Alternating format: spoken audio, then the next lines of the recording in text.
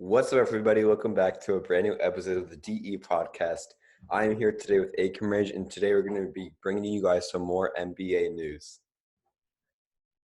Yeah, so we have some small NBA things, and later on we'll move into some of our predictions for next season. So definitely, let's just jump right into it with our first trade, which was Lauri Markkanen, who used to play for the Bulls, was traded in a three-team deal where Lauri went to the Cavs, Larry Nance Jr. from the Cavs went to the Blazers, and Portland traded Derrick Jones Jr. and a 2022 first-round pick to Chicago. So Cleveland is now signing Markkanen to a 4-year, $67 million contract. And so I guess, Daniel, what are your thoughts on this trade? I mean, he's not that great on defense. He's probably brought in for shooting, but he's a big man. Like, the Cavs can't really all have like big men. It's something similar to what the Raptors have now with only forwards on their team. They need to acquire a guard, like probably something like TJ McCollum, who can support a young guard that they do have, like Colin Sexton. So it can be like a balanced lineup. It's like Sexton, McCollum, Markkanen, and then Yvonne Mobley. So yeah, I mean, I don't think it's a bad trade because they do need some shooting there. But it would be cool if they got like a shooting guard in there as well. Yeah, I'm kind of confused, like what they're really doing because their lineup or some of their players on their lineup. It's kind of like how you said the Raptors have so many bigs. Cleveland also has they have Evan Mobley, Jared Allen, Kevin Love, and Lauri Markkanen. And like you would think that all four of those guys, like they could probably, well, maybe not Markkanen compared for last season, but those other three guys could probably start on an NBA team. So like I don't know what they're doing. Like I'm assuming they're probably going to try and trade Kevin Love away. But this Jared Allen, Evan Mobley thing still is kind of confusing. And Lauri Markkanen just coming in, I think just it's weird because they also signed him to a big contract. Like 4 years, $67 million is not like a small amount. So I don't really know. It's just really confusing. But on the other side, at least, I think Larry Nance to Portland is a good thing for the Blazers because they get a good defensive big who can also actually shoot the three pretty well. And Portland obviously wants to strengthen its defense. They definitely have enough offense with McCollum, Dame, and Yusuf Nurkic. So defense is really what they need. And so I think that was a good move for them. And then the Bulls, I mean, Derrick Jones Jr. is a solid player. He's going to be a good wing. But I think they should have tried to trade for Larry Nance Jr. instead because obviously Thaddeus Young left the Bulls in the past season. And he was like a really good power forward who could shoot and do it all. And Larry Nance Jr. would have just come in and replaced them. So, I mean, I don't think it's a bad trade for anybody, but it's definitely like a weird trade. Yeah, like when you look at his stats, like his average is like 15 and a half points for his career. Last year he averaged 13.6 points. Rebounding, he actually didn't do too bad. I mean, his average in his whole career, which is about 4 years, which is 7 rebounds. But in terms of just defensive, like blocks and steals, he doesn't have many of that. And also assists, he doesn't have many of those either. So in terms of defense, like what we said about that, he's not great on defense. I definitely agree with that. And with Larry Nance Jr., I also agree with that. Portland needs that type of player. So, yeah. Yeah. So I guess moving on to another piece of free agency, Rajon Rondo got his buyout with the Grizzlies, and it's looking really likely that he's going to sign with the Lakers again. So what are your thoughts on this? It's going to be a reunion of Rondo and the Lakers most likely. Well, it would be cool. I mean, the Lakers, they got like Carmelo, they have AD, LeBron, they got so many guys, and I think Rondo can be one of those veterans who can be on the team, help everybody out, help the young guys out, or a couple of the young guys who are on the team. He and Taylor Horn Tucker have probably have a good relationship because they both played on their championship team. So I think it's just all about, having like a balanced lineup, like I said before, with shooting, rebounding, assisting, veterans, young guys, middle-aged. I mean, the Lakers are definitely more on the veteran side, but they still have some young guards. They have some middle-aged guys. So for the Lakers, I think it's shaping up to be a really good season for them. Yeah, I think it's just another solid move. But I mean, he's obviously not a great shooter, but he was really good in that championship run. He was basically their third option. And so I think it's a good move for the Lakers if he can come back. So moving on to another kind of small piece, Svi Mikhailuk. He signed a 2-year deal with the Raptors, and obviously he actually did play for the Lakers. He was originally drafted by them. Then I believe he was traded to the Pistons, and then played for the Thunder, and now he is signed with the Raptors. So any thoughts on that, our local Raptors fan? Well, I don't know much about him. I mean, what I've read is that he's a sharp shooter. Um, I don't know. I mean, with him, I mean, it said he's a guard forward, so I assume that's something that the Raptors need, and hopefully it's not a bad decision. But for him, I mean, he was nothing special. Like in the last season, like he averaged like 9 points, 3 rebounds, 2 assists. He was the 47th pick of the 2018 draft. Um, he has 37% shooting from the 3-point range. Um, so he's 6'7", so he's another like one of those taller guys. He's a small forward. That's his position. Um, but in my opinion, it looks like that he can make a pretty good impact on the team. It's just all about him having chemistry with like Fred VanVleet, Pascal, and all those other guys. Yeah, I mean, I also don't really know much about him. I think it's good that the Raptors brought in some more shooting because, you can never have too much shooting in this NBA. So I think he's obviously going to go to a really good system with Nick Nurse, and I think he'll just be like a good bench guy who brings a lot of shooting. And yeah, I think it's just a solid move. Yeah, and then also that kind of he can also like right now it looks like Fred VanVleet and Goran Dragic can be that starting those starting guards, and it looks like him and Malachi Flynn will be the the bench players. And Malachi Flynn had an awesome summer league, putting up really good numbers. So it's exciting. Hopefully they can go and hopefully get the playing spot or the playoff spot. Yeah. So moving on, Jared Godley, the Lakers MVP, obviously for the past 3 seasons, has decided to retire from basketball and will now become the new assistant head coach, or one of the new assistant head coaches for the Dallas Mavericks. He's joining obviously Jason Kidd, who was an assistant coach for the Lakers last season. So I think honestly, it's not that big a deal.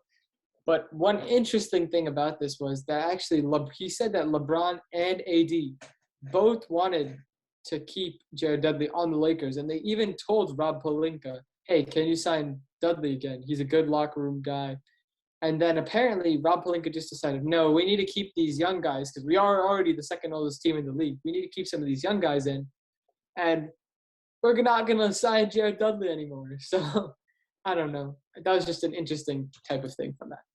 Yeah, I mean, like I kind of understand their point, and probably if I was them, I would do it too. But um, like a good guy in the locker room, like that's not something like basketball wise, Like in actual basketball, he didn't really get minutes.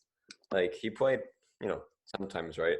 And he never really got to play and be at that high level. Um, yeah, he's like a locker room guy. I can definitely see that. Like I watched like JaVale McGee had a vlog series during the bubble, and I watched it. So Jared Dudley was there in like the locker room, just hanging out, having fun. So he had a good career, a successful one. He won a championship. He had a good high school career, college career, NBA career. So I think he had a really good NBA career. Hopefully, he can make that a good coaching career with the Mavericks and Luka Doncic next year. Mm-hmm. Yeah, definitely. Continuing on, Josh Richardson has decided to extend his contract with the Celtics for 1 more year, meaning he is going to stay for a little bit longer. This is another, I think, just an okay move. Josh Richardson didn't have the greatest season in his last year with the Mavericks, and obviously ever since he got traded from Miami, he just hasn't been as good. But I think for the Celtics, it's just another solid guard that they need, and I think he'll be good off the bench. Yeah, I think off the bench for sure. I mean, the Celtics are a good young team right now. They got Al Horford. They got all these. They got a lot of good players off the offseason. They traded Kemba Walker, which we will find out if it's a good or bad decision. Um, I'm excited for Boston. Um, for the Nets, obviously the Nets are going to be really good next year. So hopefully, and actually speaking of Brooklyn, well now they signed Patty Mills, who's a guard. So I think if Kyrie Irving or James Harden is injured, I think after seeing Patty Mills in the Olympics, like he'll definitely step up, and the Nets won't have to be too worried.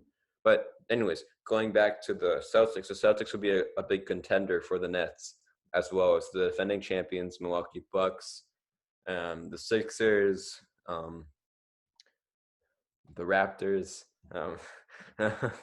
Well, I mean, every single team has their strengths. The Hornets got some good guys. The Pistons got Cade Cunningham. So the NBA is shaping up to be very successful next year. Yeah. Moving on to another piece of news. Reggie Bullock signed with the Mavericks, and he's apparently very excited about playing with Luka. I think Reggie Bullock, he had a pretty much a rebound season with the Knicks last year. He's a nice defensive guard who can shoot well, and I think it's perfect for Luka because all Luka really needs are sharpshooters, and he will destroy you, as we saw versus the Clippers. So, good signing by the Mavericks, but still not enough. They need to trade Porzingis ASAP. Yeah, I mean, Reggie, he's a small forward and a shooting guard. He averaged 11 points last year, 5 rebounds, 2 assists. So I mean he's gonna be that role player, either that starts or goes off the bench. So I think the Mavericks did make a good decision like that. But yeah, I totally agree with you that they need to trade Kristaps. Um, but moving on, we have Kevin Love. He will stay with the Cleveland Cavaliers. He has no interest in being bought out of a 2-year, $60 million contract. So what do you think about that? Kevin Love is just, oh my God. I don't know what Kevin Love is doing because, first of all, in his past 3 seasons, Kevin Love has played 25 games, 56 games, and 22 games. Like, he barely plays for the Cavs. And on top of that, he's on an absolutely massive contract where he gets paid over $30 million per year. He's also getting older, meaning he's not going to be in his prime that he was, say, with the Cavs during their finals runs or even before that. And now he's like, I do want to get traded from Cleveland, but at the same time, I don't want to give up the contract that nobody wants to take, which literally stops me from getting traded. So I don't really know what he's doing. He's basically making sure that he stays in Cleveland until his contract ends. And by that point, it might just be too late for him because if he just continues to have bad seasons, he's not going to be able to get another contract even close to what this has. I think it's going to be like another Dennis Schroeder, I have a feeling. Yeah, I mean he's getting older, and I think he should just go ahead on a 1 or 2 year deal with a different team that's like really good, like a Carmelo Anthony situation where he just to get a ring, like for the example, like the Lakers or something like that. I mean, I kind of get him because he probably doesn't really care about the result because he probably just thinks I already have a ring, it's fine. I mean, getting paid $30 million a year to well, hear me out. You get paid $30 million a year to be playing how you're currently playing. I don't think that Play it. He doesn't even play anymore. He Yeah, plays like 20, he plays like 1 foot of the season. I mean, obviously I think he was injured a lot, but still, he's not even playing. yeah, He's just there. yeah. Like he's barely even playing like 1/4 of a season, and he's getting paid 30 mil a year. Like there are guys out there that play like 70 games a year, and they get paid like 5 million a year. So I mean, obviously, he probably wants to. If I was him, I would just do it for the money. I would do it for the money, but I mean, yeah. I think other than that, yeah. Yeah, it's a really weird situation. I mean, Kevin Love, you can do you, but I really think if you want another ring, you gotta give up the contract at some point. Yeah. So that pretty much wraps it up for all of our free agency news. Obviously, free agency, we're kind of in like the peak of the NBA offseason where barely anything happens and there's not really much going on. But there were some interesting moves this week. And I definitely think that before the season, or if not at the start of the season, we're going to see some big people move. So we will definitely report those when they happen. So moving on, Daniel, actually, this is an interesting event happened to you. Did you really meet Mikey Williams, who is obviously a sensational high school player who is definitely looking for a career in the NBA? You met him and like what happened?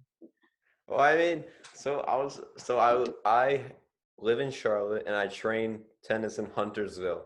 He lives in Huntersville and his school is literally right next to our tennis facility. So he goes to Lake Norman Christian School, and it's right next to where I train. And we were going out one day, or actually it was like Monday, like a week and a half ago. And my dad asked, "Hey, do you want to go get some gas?" And I'm like, I almost hesitated. Just imagine if I didn't hesitate, I wouldn't have met him. But I was like, okay, fine. Like I was so tired, and I was like, okay, just I don't like. Obviously, we need gas. So we went. We pulled in, and then we just saw Mikey and his best friend shirtless, just like party, just like music like full blast. The car door open on like a Corvette or something like that, and like in like a gas station in the middle of nowhere. And then I just come up, we get gas, and I didn't think it was him. I thought it was some guy. Then when I went to look out, it was actually him. So I went over, I was like this, just like going with my phone, and I was like, "Hey, can I get a picture?" And he was like, "Okay, sure." And then I just got the picture with him, and I mean, he's actually a pretty nice guy. I mean, he's pretty chill. He actually trains. Well, we go to Lifetime, which is a fitness center. We went there where we used to live, and now we go there here. And he actually played basketball there. I've actually seen him before. He playing at Lifetime, but I just didn't know it was him.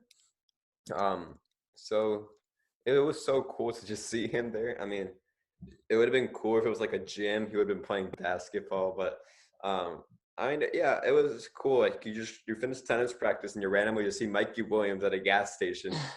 so, so yeah, that's my experience. Yeah, that's really cool. Just like, if he ever makes it big, you can be like, yo, you remember me from the gas station, Daniel? I took that picture with you. I took So that picture with you. I took that picture with you in 2021. that's really cool. I mean, it's crazy too, though, how famous even high school players are nowadays. Like, high school players just by their name. Like, you don't even have to be local. You just know them just because of social media and all these like networks like Overtime or Ball is Life that give them personality. It's so crazy. Like earlier, you only the biggest NBA stars you would go on the street and be like, oh yeah, everybody knows. But now you could see anybody and basically recognize them, Yeah. which is really crazy. Yeah. Well, moving on, we have two more subjects to cover for today. I'll probably start with my opinion. So we have a question which is, what are your top 10 NBA players heading into next season? So for me, I have number one, KD, number two, Giannis, number three, Curry, number four, Luka, number five, LeBron, number six, Jokic, number seven, Dame, number eight, AD, number nine, Embiid, and number 10, Harden. So I won't go into like depth of everybody. I know you look so surprised, but for me, I put Giannis in number two because obviously Giannis just won a ring, and he's supposed to be the spotlight guy. But I was kind of thinking about it and thinking about KD, right? He he had these like performances in the playoffs where he put up these humongous numbers like 50, 40, 45, 50, so on and so forth. And he did it on it was technically a one-man team. So that kind of gave me some excitement about like what he's going to do next season. Um like most people, when they come back from injury, their careers are not going to be the same anymore. They're going to be like averaging low points, not really playing their best basketball. But Kevin Durant came back and he actually played better than he did before his injury. Maybe the same, but definitely played the same, or at least or a little bit better than what he did before his injury. So I just think that's so cool to see. And I just think that's why I chose him for number one. For Steph Curry, I think he'll be pumped about next season, especially with Clay coming back in Christmas. I think Curry is just going to try to play his very best until he comes back so that the Warriors are in a position to make the playoffs. For Luka, I want to see how he's going to play next year. He had a pretty good Olympics, and I'm very excited to see how he's going to bounce back from always losing to the Clippers to hopefully getting a good forward and a good partner in crime, and hopefully going out there and putting on a good show. LeBron, I chose him at number 5. I think LeBron's just going to do the same thing every year. To be honest, like just think about it. Like he's going to average like 23. He's going to play pretty well. Nothing special. Okay, no, nothing special. Pretty special. But I mean, he's getting older. You got to think about that too. He's like 37 years old, so it's not like he's a young. It's not like he's like 2016. Like no, 2016. Like yeah, but I mean, I just think he's gonna have a good year. I just think these guys, they're younger and they're just gonna come out like just even better. For Jokic is the MVP. I think that he's gonna come out have a good year. I think it's possible that he can be a candidate again. For in terms of Jamal Murray, I'm not completely sure on his return date, but hopefully he can come back and the Nuggets can have a good year. Hopefully make the playoffs and go pretty far. For Dame, I'm so excited to see how Dame's gonna play after his beef with like the Blazers and their whole and all that drama. So is he gonna come out and he's gonna play like superstar, like so good high numbers, or is he gonna come back and he's gonna like barely going up the floor, not really caring about his team, and just like wanting to get traded on purpose? Then for AD, after his injury, I mean, he's been so emotional about it. He's like, I'm back when he came back from one of his injuries. So hopefully he can be even determined. For Embiid, I mean, after getting eliminated in the playoffs last year, I'm curious how he's going to respond. Maybe will he play even better than last season? Will he play the same? Will he be a little bit worse? Maybe a little bit like zoned out. For James Harden, it's going to be hard. I mean, his hamstring will probably be fully healed, but we'll see how he plays in terms of numbers. And just don't forget that Kyrie, KD, and James Harden are on the same team, so they're all shooters. They're not going to like. It's going to be like hard to see if they all play for a full season, technically a full season, and playoffs without being like a major injury. Like it would be cool to see how they share the ball, how they shoot with each other, how they have their chemistry. So yeah, that's my opinion. Yeah, so my list is pretty much the same exact number of players, same exact people, just in a slightly different order. So at 1, I have Giannis. Number 2, I have KD. Number 3 is Curry. Number 4, LeBron. 5, Harden. 6, Luka. 7, Jokic. 8, Dame. 9, AD. 10, Embiid.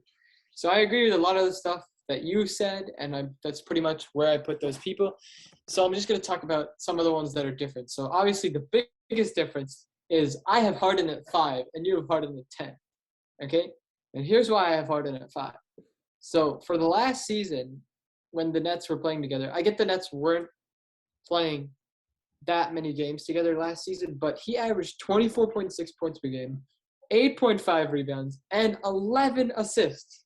11 assists is just an insane number, considering that he was a ball-dominant shooting guard who led the league in scoring for the past 3 seasons. So I think that we're just going to get more of that the moment we come back to next season. Harden's probably going to average 10-plus assists.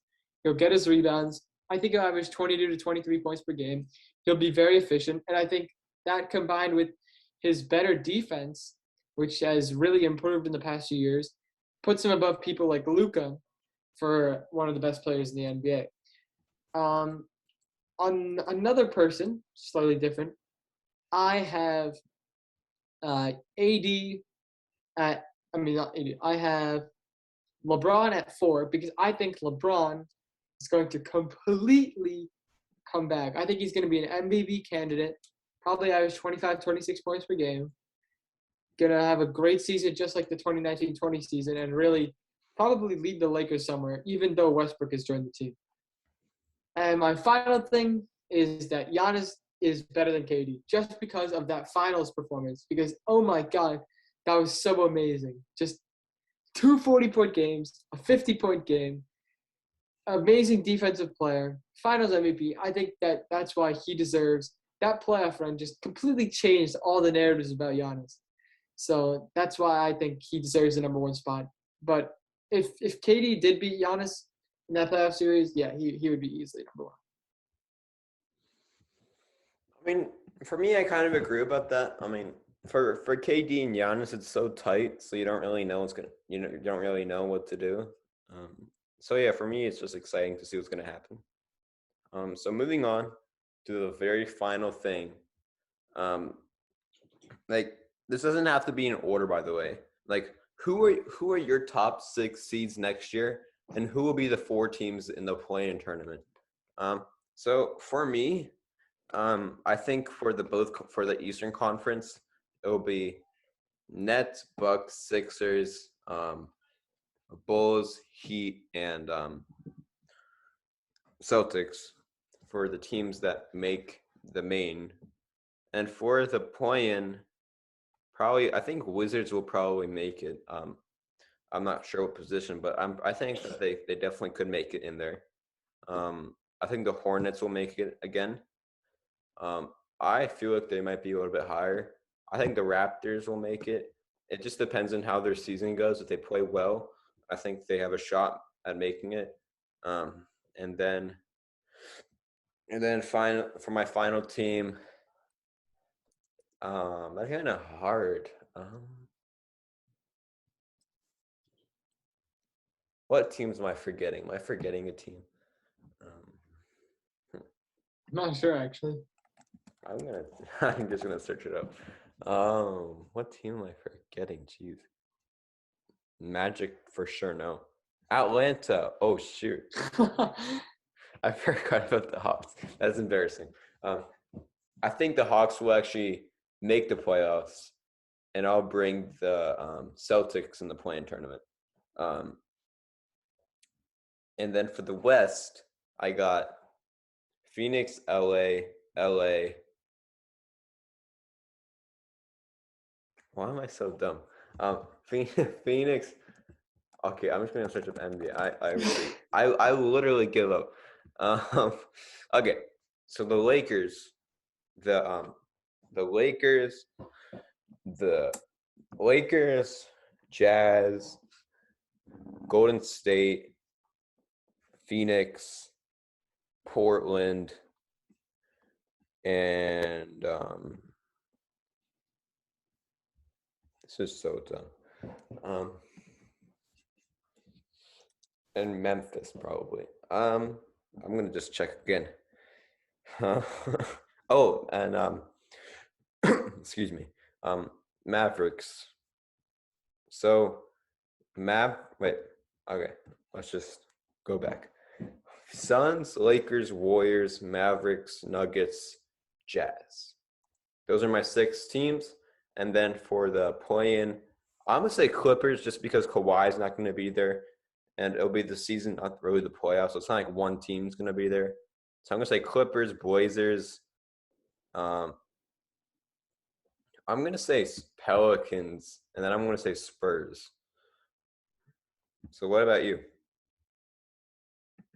So for me in the East, I definitely got to go Nets, Bucks, Sixers, Hawks, Bulls, Heat. Those are my 6. I think all the top three are just very strong teams with championship contending players. Then the Hawks, I think, are just going to be better next season. Heat are obviously improving, and the Bulls obviously improve. Then for the next 4, I would have to say Hornets, Pacers. It's going to be hard. Let me think. I don't know who else I would put. Maybe the Cavs. Maybe the Cavs. I know the Cavs are always bad, but I'm going to put them in there just because I'm hopeful that they can somehow snag the 10th seed. And then probably the Wizards. The Wizards actually look pretty good, too. Obviously, with their Spencer Dinwiddie acquisition. And so for the West, I got to put both LA teams. Paul George, I think, could be a serious MVP candidate with Kawhi out. The Suns, the Jazz, the Mavericks. I think the Mavericks are going to be good next season. I have a feeling it's either going to be Luka breaking out to win his first MVP or the Mavericks getting the second star or Porzingis plays. I don't know, but I think the Mavericks are definitely going to be there. And then probably, who am I forgetting? I can't remember. Oh, the Warriors. Yeah, the Warriors. I know Clay's going to be injured, but I have a feeling they're going to be better next season with their rookies and everything in general. Next, for the next 4 teams, I got to go Pelicans. Probably going to get the 7th seed. Maybe. Pelicans, Kings. I have a feeling I'm rooting for the Kings. I think the Kings could be really good. The Timberwolves, if they're healthy, and then probably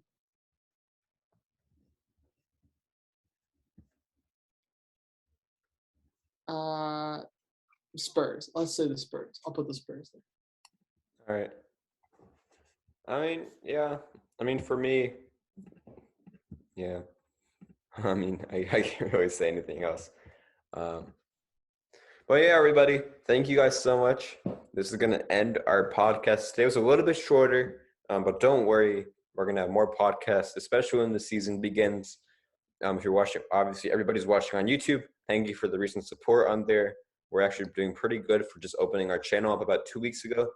On Instagram, thank you for your continual support on the YouTube Shorts. Make sure to comment down below your feedback and your thoughts. Me and EKAMRESH always like to know, what we have to work on, what's good in our podcast, just so we can talk about it and then come back the next podcast and make it even better than it was before. So that being said, everybody, it's me and EKAMRESH, and we will see you guys next time.